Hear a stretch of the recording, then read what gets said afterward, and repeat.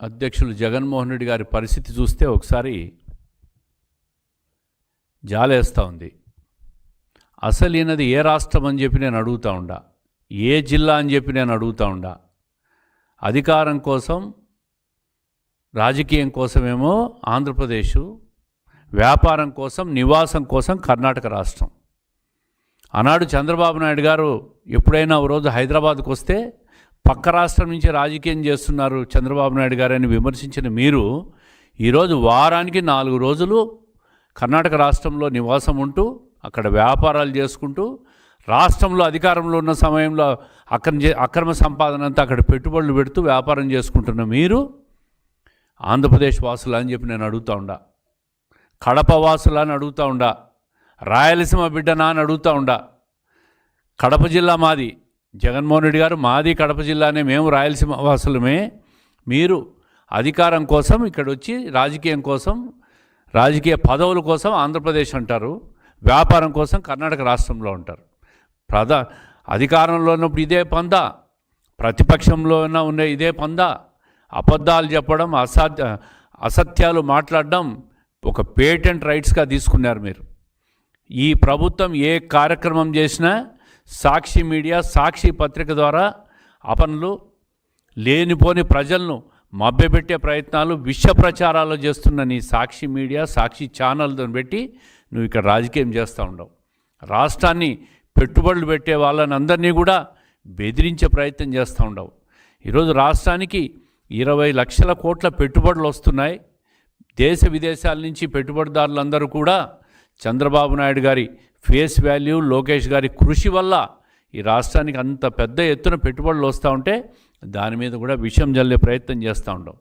ఈ 1.5 సంవత్సర కాలంలో కూటమి ప్రభుత్వం అధికారంలోకి వచ్చిన తర్వాత రాష్ట్రంలో ప్రజలు ప్రతి ఒక్కరూ సంతోషంగా ఉండారు. ఈరోజు హత్య రాజకీయాలు లేవు, గొడ్డలి వేట్లు లేవు, కత్తిపోట్లు లేవు.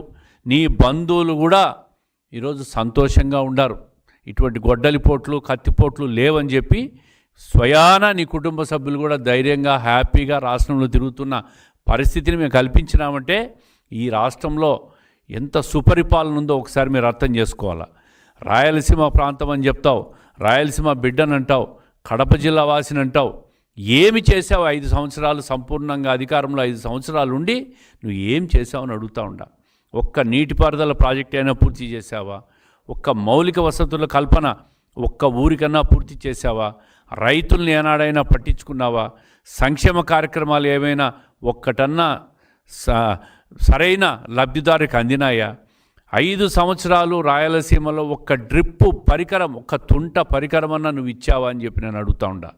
ఈరోజు ఈ ప్రభుత్వం వచ్చిన తర్వాత రాయలసీమకు ఈ ప్రభుత్వం ఎంత ప్రాధాన్యత ఇస్తో ఒక్కసారి ఓరోకల్లు కానీ, కొప్పర్తి కానీ, ఎంఎస్ఎంఈ యూనిట్లను ముందుకు దూసుకుపోతున్న పరిస్థితిని మీరు చూస్తే అర్థమవుతోంది.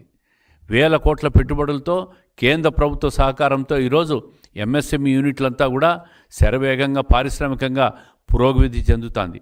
ఏదైతే 2014-19 మధ్య కియా మోటార్స్ తీసుకొచ్చామో అదేవిధంగా ఈరోజు కడప జిల్లాలో కూడా ఎంఎస్ఎంఈ యూనిట్ల ద్వారా 1000 కోట్ల పెట్టుబడులు వస్తూ ఉన్నాయి. ఉద్యోగ కల్పన జరగబోతూ ఉంది, ఉపాధి జరగబోతూ ఉంది. నీటిపారుదల ప్రాజెక్టులు రాయలసీమలో అన్నీ పూర్తి జరుగుతున్నాయి. ఈరోజు 720 కిలోమీటర్ల హంద్రీనీవా ప్రాజెక్టు కర్నూలు జిల్లా నుంచి చిత్తూరు జిల్లా, తమిళనాడు బార్డర్ వరకు విత్ లైనింగ్ పూర్తి చేసి పోయిందంటే అది ఈ కూటమి ప్రభుత్వం, చంద్రబాబు నాయుడు గారి ప్రభుత్వం కృషి కాదా అని చెప్పి నేను అడుగుతూ ఉండా. అదేవిధంగా కడప జిల్లాలో జిఎన్ఎస్ఎస్ ప్రాజెక్టు కూడా 27 మార్చి కల్లా పూర్తి చేయాలనే ఒక సంకల్పంతో ఈ ప్రభుత్వం ముందుకు పోతూ ఉంది. రాయలసీమలో హార్టికల్చర్ హబ్కు సపోర్టింగ్గా ఫుడ్ ప్రాసెసింగ్ యూనిట్లన్నీ కూడా రాబోతూ ఉండే రాబోయే 2-3 సంవత్సరాల్లో. అదేవిధంగా ఈరోజు ఏదైతే స్టీల్ ప్లాంట్ ఉంది, కడప జిల్లాలో స్టీల్ ప్లాంట్, నువ్వు 3 సార్లు భూమి పూజ చేసిన స్టీల్ ప్లాంటు ఈరోజు మళ్ళీ భూమి పూజలు లేకుండా అదే అప్పుడు పారిశ్రామికవేత్తలు ఎవరైతే ఉన్నారో వాళ్ళనే తీసుకొని వచ్చి ఈరోజు వాళ్ళ ద్వారా స్టీల్ ఫ్యాక్టరీ పనులన్నీ ప్రారంభం చేసి శరవేగంగా నిర్మాణం జరుగుతూ ఉంది. మీలాగా 3 సార్లు 4 సార్లు భూమి పూజలు చేసి షో చేసే ప్రభుత్వం కాదు ఇది. ఇది పని చేసే ప్రభుత్వం. అందుకే ఈరోజు రాయలసీమ అన్ని రకాలుగా కూడా శరవేగంగా ముందుకు పోతూ ఉంది. అదేవిధంగా మౌలిక వసతుల కల్పనలో కూడా సెంట్రల్ గవర్నమెంట్ నుంచి కేంద్ర ప్రభుత్వ సపోర్ట్తో అన్ని రోడ్లు నేషనల్ హైవేలు అయిపోతున్నాయి. ఎయిర్పోర్ట్ ఆధునీకరణలు కూడా ముందుకు పోతున్నాయి. అన్ని రకాలుగా కూడా ఈరోజు రాయలసీమ ముందుకు పోతూ ఉంది. ఇది చూసి ఓర్చలేక ఈరోజు పక్క రాష్ట్రం నుంచి విమర్శలు చేస్తూ ఉండవు. మెడికల్ కాలేజీల మీద 1 కోటి సంతకాలని ఘోర వైఫల్యం. ఒక్క కార్యక్రమం నువ్వు చేపడితే ఈ 1.5 సంవత్సర కాలంలో ఘోరంగా వైఫల్యమైన కార్యక్రమం ఏదైనా ఉందంటే నీ మెడికల్ కాలేజీలో 1 కోటి సంతకాలు. మీరే బుక్కులు తీసుకొని సంతకాలు పెట్టుకొని మీరే దాన్ని ప్రచారం చేసుకుంటున్నారు సాక్షి మీడియాలో. ఈరోజు రాష్ట్రంలో అన్ని రకాలుగా కూడా ఒక దీర్ఘకాలిక ఒక ప్రణాళికాబద్ధంగా ముందుకు పోతున్నాం. ఈరోజు ఒక్కసారి గూగుల్ సంస్థ ఆంధ్రప్రదేశ్ రాష్ట్రానికి వస్తూ ఉందంటే గూగుల్ డేటా సెంటర్ అది చంద్రబాబు నాయుడు గారు లోకేష్ గారి కృషి కాదా, ఈ ప్రభుత్వ కృషి కాదా అని చెప్పి నేను అడుగుతూ ఉండా. కేంద్ర ప్రభుత్వ సహకారంతో ఈరోజు పూర్వోదయ ప్రాజెక్టు కింద దాదాపుగా 44,000 కోట్ల రూపాయలు ఏదైతే ఈశాన్య రాష్ట్రాలకు ఇస్తారో దాన్ని కూడా మా రాష్ట్రానికి సపోర్ట్ అందజేయండి అని చెప్పి చంద్రబాబు నాయుడు గారు కృషి చేసి రాబోయే 3.5 సంవత్సరాల్లో 44,000 కోట్లతో ఆంధ్రప్రదేశ్ కేంద్ర ప్రభుత్వం గ్రాంట్ రూపంలో పూర్వోదయ స్కీమ్ ఇస్తూ ఉంది. దాని ద్వారా 9,000 కోట్ల రూపాయలు ఇది హార్టికల్చర్ పురోగభివృద్ధికి ఉపకరిస్తుంది. ముఖ్యంగా రాయలసీమలో ఫుడ్ ప్రాసెసింగ్ యూనిట్లకు ఈ కార్యక్రమం ఎంతో ఉపకరిస్తుందని చెప్పి తెలియజేస్తూ ఉండా. అదే కాకుండా 23 లక్షల కోట్ల పెట్టుబడులు 20 లక్షల ఉద్యోగాల కల్పనకు ప్రభుత్వం పనిచేస్తూ ఉంది. ఏదైతే ఎన్నికల హామీలు చెప్పామో సూపర్ 6 కార్యక్రమాలన్నీ కూడా ప్రతి సంక్షేమ కార్యక్రమం ప్రజలకు చేరుతున్నాయి. ప్రజలు సంతోషంగా ఉండారు. అందరూ ప్రభుత్వం ప్రతి ఒక్కరూ సంతోషంగా ఉన్న తరుణంలో అధికారం కోల్పోయి మతి భ్రమించి పక్క రాష్ట్రం నుంచి విషం చల్లుతున్నారు ఈ జగన్మోహన్ రెడ్డి గారు. ప్రజలు దీన్ని అర్థం చేసుకోవాలా.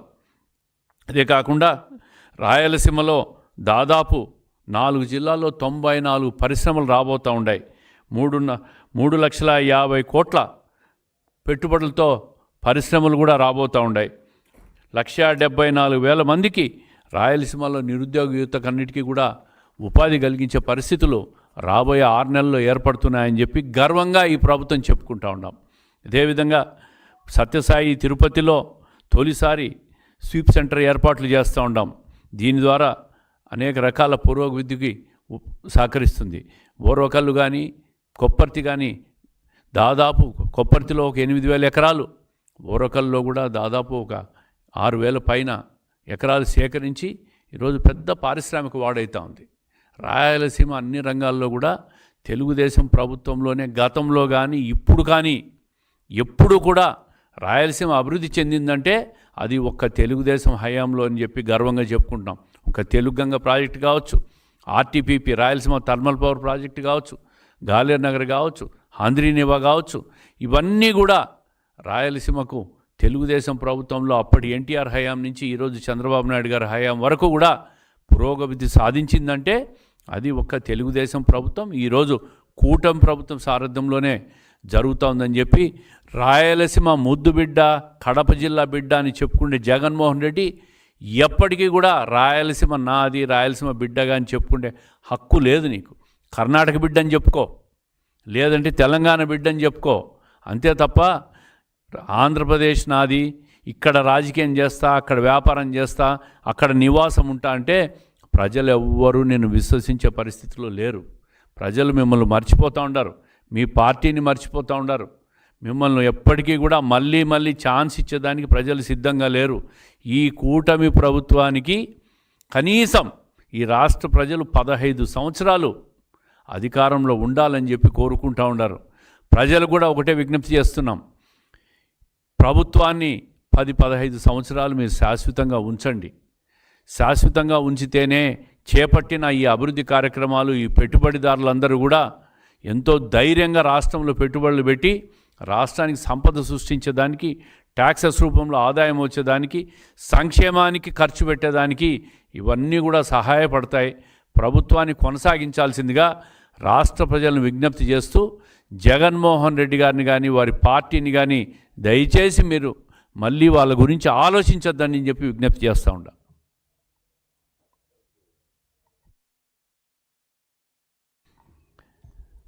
జగన్మోహన్ రెడ్డి గారు మొదటి నుంచి రాజకీయాలకు రాకపోయినప్పుడు ముందు నుంచి కూడా కర్ణాటక బిడ్డ ఆయన.